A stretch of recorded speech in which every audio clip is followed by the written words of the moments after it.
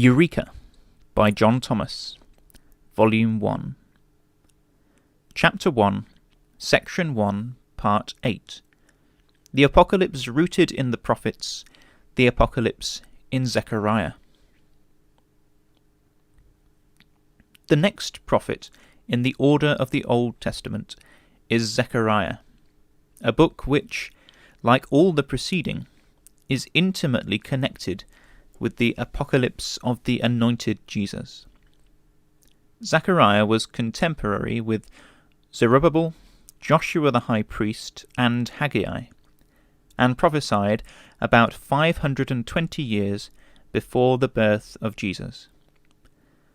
Like John in Patmos, Zechariah had a vision of horses of divers colours, red horses, bay horses, and pale horses, ranged behind a man upon a red horse, standing among myrtle trees. The branches of myrtle trees were used in the construction of booths, under which Israel dwelt in celebrating the Feast of Tabernacles. In their rebelliousness, the Jews are regarded as briars and thorns, but in restoration, because of righteousness, they are olive branches, pine branches, myrtle branches, and palm branches. When, therefore, it is prophesied in Isaiah 55, verse 13, "Instead of the thorn shall come up the fir tree, and instead of the briar shall come up the myrtle tree, and it shall be to Yahweh for a name, for an ion memorial that shall not be cut off." And in chapter 41, verse 19, "I will plant in the wilderness the cedar, the shittah tree, and the myrtle, and the olive tree. I will set in the desert the fir tree, the pine, and the box tree together, that they may see, and know, and consider, and understand together, that the hand of Yahweh hath done this, and the Holy One of Israel, Christ, hath created it." When these things are declared, it not only imports that the land previously desolate shall become like Eden, the garden of Yahweh, Ezekiel 36, verse 35, but that its inhabitants in Messiah's Olam, the millennial aeon, shall be trees of righteousness, the planting of Yahweh, that he might be glorified. Isaiah 61, verse 3. These considerations fix the time of Zechariah's horses at rest, at the Feast of Tabernacles first ensuing, when the Holy One of Israel, the man on the red horse, shall have completed his conquests, and shall be Prince of Peace in the midst of Israel. He and his cavalry march to and fro through the earth with blood, signified by redness, famine by the bay, and pestilence by the pale or whitish, until the earth is reduced to submission, and obtains rest from these calamities. This vision is reproduced in the Apocalypse, only on a more extended scale, but with the same result. Thus saith Yahweh of armies, who, as Moses saith, is a man of war, and a jealous power. I am jealous for Jerusalem, and for Zion, with great jealousy, and I am very sore displeased with the nations at ease. For I was but a little displeased, and they helped forward the affliction. Now, if this were the state of Yahweh's mind in the days of Zechariah, what must be the intensity of his jealousy for Jerusalem and Zion at this day? The Chaldeans destroyed Jerusalem, and burned the temple, and overturned the kingdom and throne of David. And he punished the Chaldean Babylon with the loss of empire, and a conversion into heaps of ruins, as at this day. The Roman nations followed in their steps, and have aggravated the affliction and their own guilt by great cruelty towards Israel, and slaughters, or rather torments, inflicted upon the brethren of Jesus, the saints. The little horn Babylon, therefore, of our times, will be subjected to a more terrible vengeance than hitherto experienced by any power or confederacy of powers hostile to the Jews. The decree of Yahweh concerning Jerusalem and Zion hath gone forth, and he commanded Zechariah to proclaim it, saying, Thus saith Yahweh of armies, My cities through prosperity shall yet be spread abroad, and Yahweh shall yet comfort Zion, and shall yet choose Jerusalem. But how shall this come to pass? In reference to this inquiry, the prophet is introduced to another scene, the visions of the 4 horns and of the 4 carpenters, or artificers. He is told that the horns represent the powers by which Judah, Israel, and Jerusalem are scattered, answering to the lion, the bear, the leopard, and the 4th beast of Daniel, whose oppression has so completely scattered the power of Judah, that no man doth lift up his head. And in this prostrate condition, the Jews and Jerusalem must remain until the 4 carpenters are apocalypsed, or revealed, for the work assigned them. This work, the prophet says, is to terrify the horns, to make them afraid, to cast out the horns of the nations, which lift up their horn, or power, over the land of Judah to scatter it. No such power, with such a mission, has appeared since the days of the prophet. On the contrary, all the powers that have arisen have been Gentile, and ambitious of exclusive sovereignty over Jerusalem and Judea, as at this day. These 4 carpenters are, therefore, not Gentile, but of Jewish nationality, and are yet to be apocalypsed, or revealed. We may here say in passing that they are the brethren of the carpenter's son, the squadrons of the man in the midst of the myrtle trees, the seraphim of Isaiah, the 4 cherubim of Ezekiel, and the 4 living ones of the Apocalypse. These are they by whom the horns of the Gentiles are to be broken, and the Holy Land and city are to be avenged, and Zion comforted.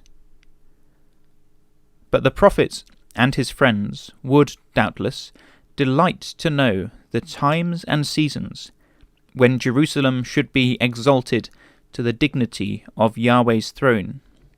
Jeremiah 3:17. Might this happen in Zechariah's day, or when Ezekiel's 430 years were expired, during which Judah and Israel were to eat defiled bread among the Gentiles? Chapter 4, verses 4-6 and 13. Or were there any times measured off that must expire before the work of the 4 carpenters could be commenced? To afford them some idea of the fact in relation to this matter, another vision was granted to the prophet. He saw a man with a measuring line in his hand, who told him he was going to measure the length and breadth of Jerusalem. He saw by this that there were measurements, and that the fortunes of the city were not abandoned to accident or caprice. He was told what the line of Jerusalem's humiliation extended to, but he was not informed of the number of the years that humiliation should continue. He could not discern from what he saw whether the treading of Jerusalem underfoot by the Gentiles should terminate in AD 35, when the apostles inquired if the kingdom should then be restored again to Israel, or in AD 1864-68, to which we look with earnest expectation. Zechariah was told what the line was for, but he was not informed of the details of the measurements. These details were reserved by the Father to be communicated afterwards to the anointed Jesus, that he might send and indicate them by sign, represent them symbolically to his servant John.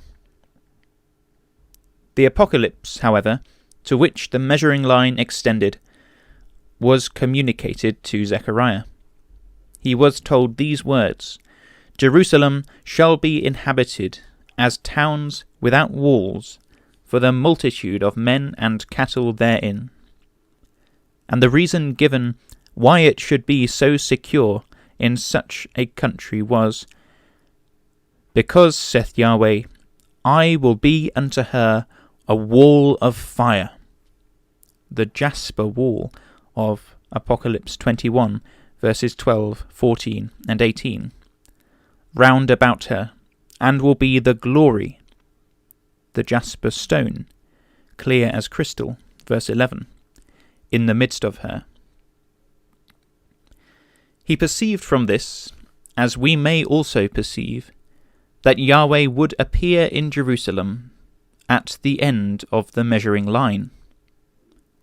He found also, by attending to the words spoken, that when he should be therein apocalypsed or unveiled, he will make a proclamation to the Israelites dwelling in the countries north of Jerusalem, called the Land of the North, the territory under the dominion of Gog, the then head of the little horn Babylon of our future. The Israelites dwelling in this Babylon confederacy of Greeks and Latins are thus addressed in the proclamation stirring them up to war. "Ho, ho, come forth, and escape from the land of the north, saith Yahweh. For I have spread you abroad as the four winds of the heavens. Deliver thyself, O Zion, that dwellest with the daughter of Babylon." Here is a call upon the Jews to rise against the governments of the nations, and doubtless because these governments will not regard the proclamation of the Apocalypse 14 verses 6 and 7. Zion, thus appealed to, will respond to the invitation, and in concert with the four carpenters, the resurrected saints and the true believers living at the time of the proclamation, proceed to break in pieces and consume the power of the nations.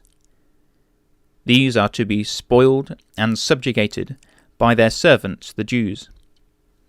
And after that the glory will be apocalypsed. Things will proceed very much upon ordinary principles before the public. Only those who carry on the insurrection or revolution will know the reality of things. This is the import of the words spoken to Zechariah in connection with the call upon Zion to arise and thresh the nations. Micah 4 verse 13. "After the glory he sent me unto the nations which spoiled you. For he that toucheth you toucheth the apple of Yahweh's eye. For behold, I will shake my hand upon them, and they shall be a spoil to their servants. And ye shall know that Yahweh of armies hath sent me," the Christ. After the glory is apocalypsed in Jerusalem. In other words, after Messiah effects his entrance into Jerusalem, the work begins that is to result in removing the veil from the mind of Israel with respect to Jesus, in their restoration to Palestine, in the subjugation of the nations, and their subsequent enlightenment. When this work is accomplished, the apocalyptic millenary is introduced, in which the things expressed in the following words of Zechariah become the order of the times. "Sing and rejoice, O daughter of Zion, for lo, I come, and will dwell in the midst of thee, saith Yahweh. And many nations shall be joined to Yahweh in that day, the day of Christ, and shall be my people, and I will dwell in the midst of thee. And thou shalt know that Yahweh of armies sent me, Jesus, unto thee. And Yahweh shall inherit Judah, his portion in the Holy Land, and shall choose Jerusalem again. Be at rest, O all flesh, from before Yahweh, for he is risen up from the habitation of his holiness. Chapter 2, verse 13. The mind of the prophet, having been thus fixed upon him who is to deliver Israel and to rule over them in Jerusalem, becomes the subject of a vision, in which is brought before him the apocalyptic stone, the jasper and sardine stone with 7 eyes, the headstone, whose graving is of Yahweh, and which being laid before Joshua and Zerubbabel, men of sign, is representative of the divine governor and high priest of the house of David. He sees Joshua, the high priest of the restoration, angelized and clothed in filthy garments. That is, he represents the Christ in the capacity of Yahweh's messenger, the angel of the covenant, clothed with the flesh of sin, in which, Paul tells us, dwells no good thing. While Joshua was in these filthy garments, Zechariah sees the adversary at his right hand, that is, in power, standing to resist him. This represents the resistance of power that would be brought to bear against the Christ in the days of his flesh. But that the adversary should not finally prevail is indicated by the words of Yahweh to the adversary, saying, Yahweh shall restrain thee, O Satan. Even Yahweh that hath chosen Jerusalem shall restrain thee. Is not this a brand plucked out of the fire? That is, that although the adversary that possessed Jerusalem might resist the high priest of the order of Melchizedek, and wound him in the heel, he shall, nevertheless, wrest Jerusalem from his grasp, and restrain or bind him, as is apocalyptically represented in chapter 20, verses 1 to 3. While Zechariah was beholding, he saw the garments of Joshua, the high priest, changed, and was instructed that the action represented the putting away of iniquity which the priest is supposed to bear. In this we see, by the light of the New Testament, the change of nature, or body, in relation to the Christ, whom, says Paul, we know henceforth no more after the flesh. He was crucified in flesh of sin, and then sin was condemned in the flesh. But when he rose again, he became spirit-body, called by Paul pneuma agiosenes, spirit of holiness. Romans 1 verse 4. He is now the angel high priest of Yahweh, no longer oppressed with our filthy nature, but clothed in a garment white as snow. Daniel 7 verse 9, reaching to the foot. Apocalypse 1 verse 13. And the words of Yahweh are now addressed to him, saying, If thou wilt walk in my ways, and if thou wilt keep my charge, then thou shalt also judge my house, rule my kingdom, and shalt also keep my courts, be high priest of Israel. And I will give thee places to walk among those that stand by, the angel princes, or Elohim, we read of in Daniel.